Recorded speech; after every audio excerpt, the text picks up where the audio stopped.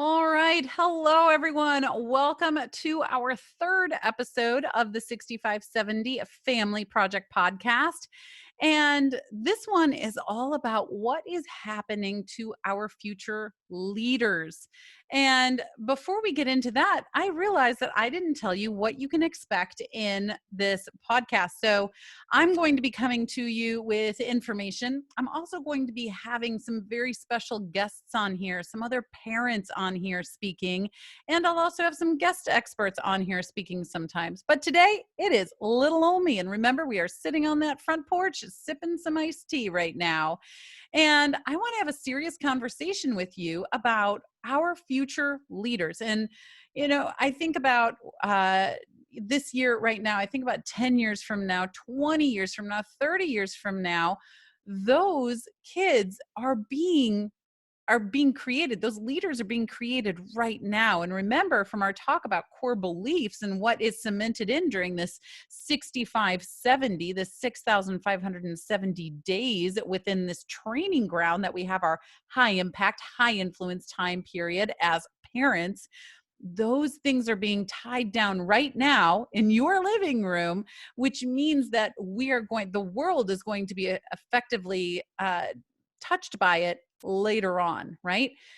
But what's happening right now? So, our future leaders are literally falling asleep in the herd. I told you guys I'm a very visual person. So, I picture this herd of cattle that is going along, and there's these dots, these painted backs of some of them on there that are meant to be. They have all of the makings, the skill sets, the DNA of a great leader in them, and they're being lost in the herd. They're falling asleep in the herd right now. Things are going by so fast for them.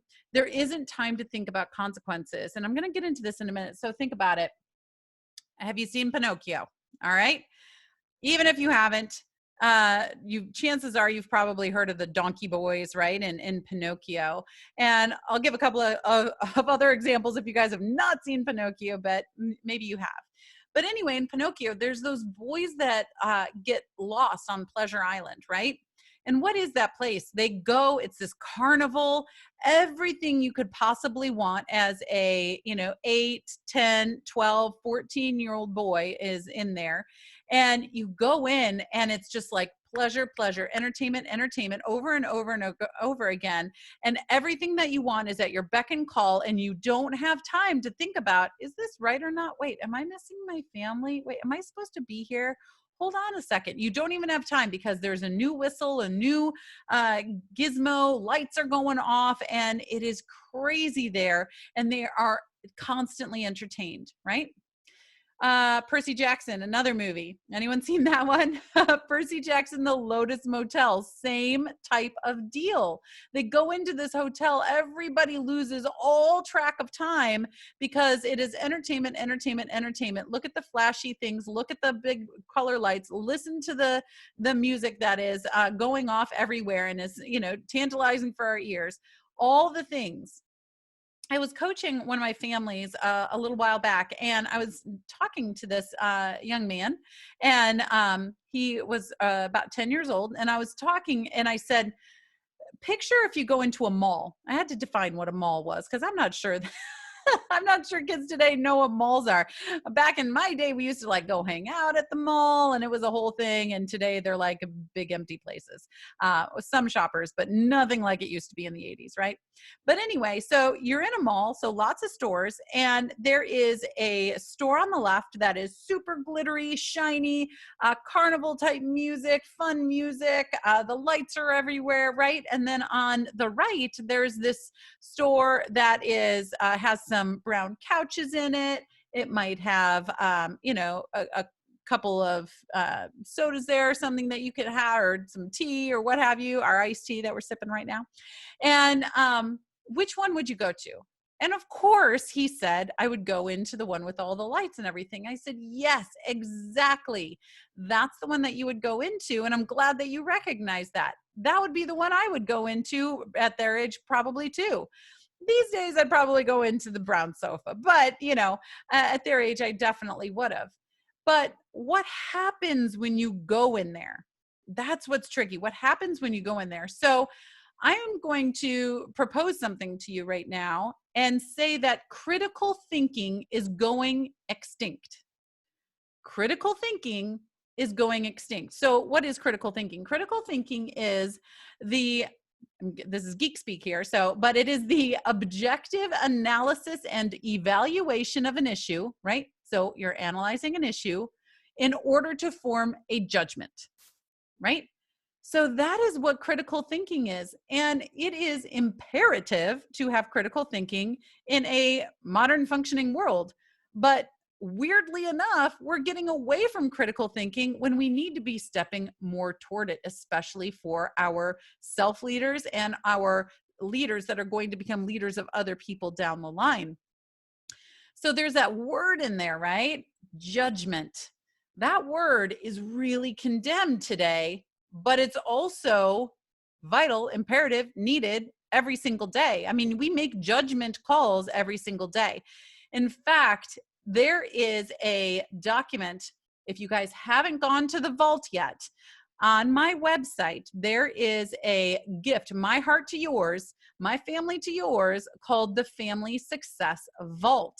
And it is just NellieHarden.com. So that's Nellie. Everyone tries to put a Y on there. It's IE. So NellieHarden.com/vault, VAULT. So go there and get yourself the key into the vault.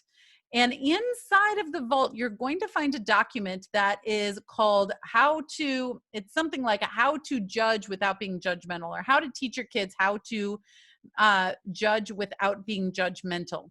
That word has gotten such a bad rap, but also we have to teach our kids how to make good judgment calls, right?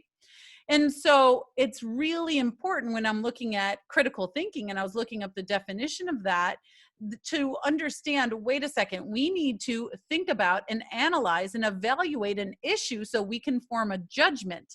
It doesn't say so we can then in turn be judgmental, right? And so that's very clear, very important today that we make that distinction. So definitely go in the vault and get that document for yourselves. So you might think, after all I'm saying, that I think social media and all media, the YouTubes and the TikToks and the everything, that it's terrible. And I will be the first one to stand up and say, I don't think social media is all bad. I have seen social media do amazing, brilliant, beautiful things in this world. It's just that, like everything else, there's another side to that sword, right? And it can also be not all good.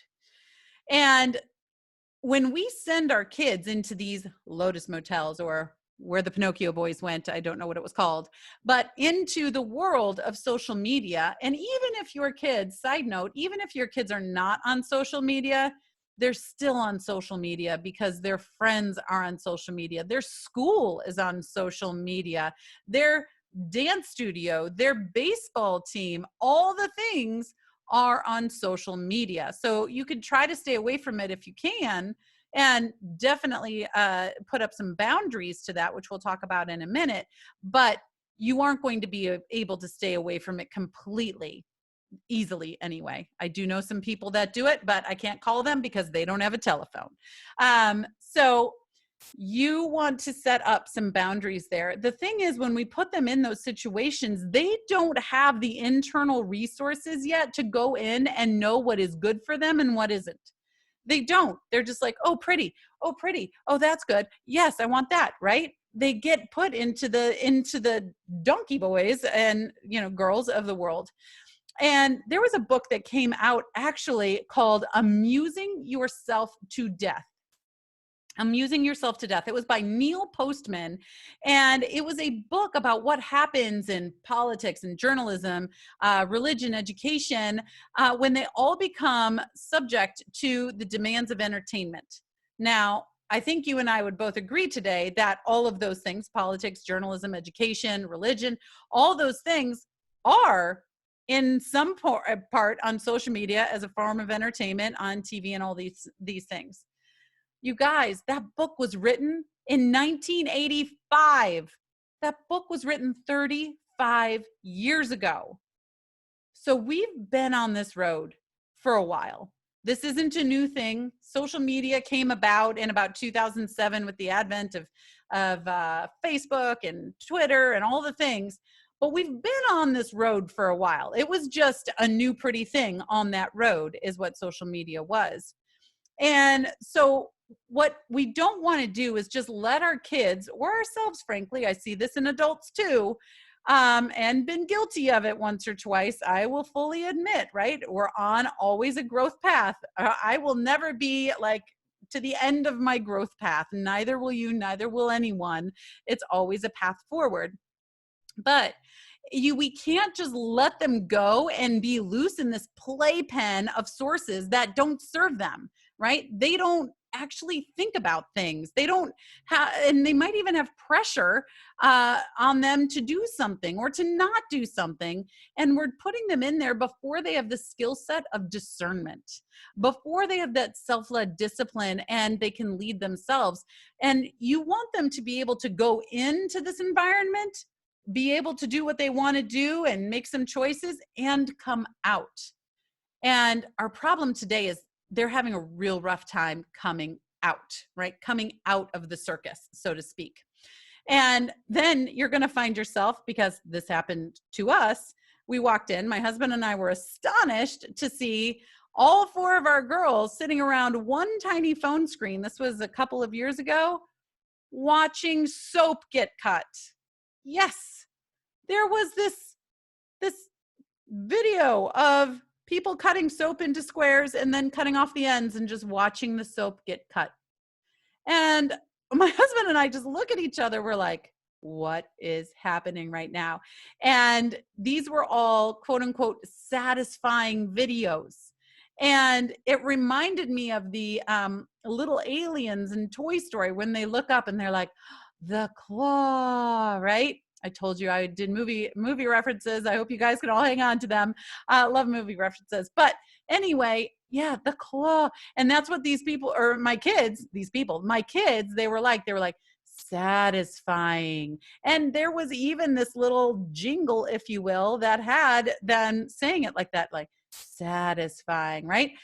And I was like, oh no, like, what are we doing? We need to shut this down right now. My kids, who have very active brains, they're brilliant, they're active, they're doing all these things, have been now brain morphed to sit down for more than a couple seconds, more than a couple minutes, and watch soap get cut. Okay. And you might be laughing at me right now. And if you are, it's probably because you had the same experience and you know exactly what satisfying videos that I am talking about. So kids don't go after effort yet. They go after the glittery, easy, fun house, right? But it's the fun house where those dangers can lie around all those corners. And the goal is to keep you in that fun house, right? Anyone, if you have seen the documentary, I lost the word there for a second, but the documentary, The Social Dilemma, right? That is a very clear cut. We watched it as an entire family. I feel like we need to watch it again. That's like a good one to watch every 6 months to just keep awareness at its peak, right? But The Social Dilemma, those companies are truly keeping us there in that space so that they can get the likes, get the hits, get the everything that they need to be done. So boundaries are good. Helping them, training them to have boundaries to be able to go into the funhouse, go into the crazy store, go into the Lotus Motel or the Pinocchio place, right? Whatever resonates with you and your kids, go in there and have some discernment, make the decisions and lead yourself back out. So you want to go in and find the good. There is good out there. There's incredible good out there. So go in, find the good, and get out. And I want to say too, that living in a bubble has its own dangers, right? Not knowing what you need to discern is just as dangerous as not knowing how to discern. So I've seen the bubble living, like, oh, we are totally shut off. We are not doing anything. And then when they are let loose, these kids are let loose into the real world, so to speak, quote unquote, there is a quick drop off and it hurts when they fall. And so teaching them discernment and teaching these boundaries is so imperative, so they're prepared and they know how to face these situations and these environments in our world. Finding the medium and having lots and lots and lots of talks. So to do that, you need to know how to have those talks. And that is what I love to dive in with my family architect clients.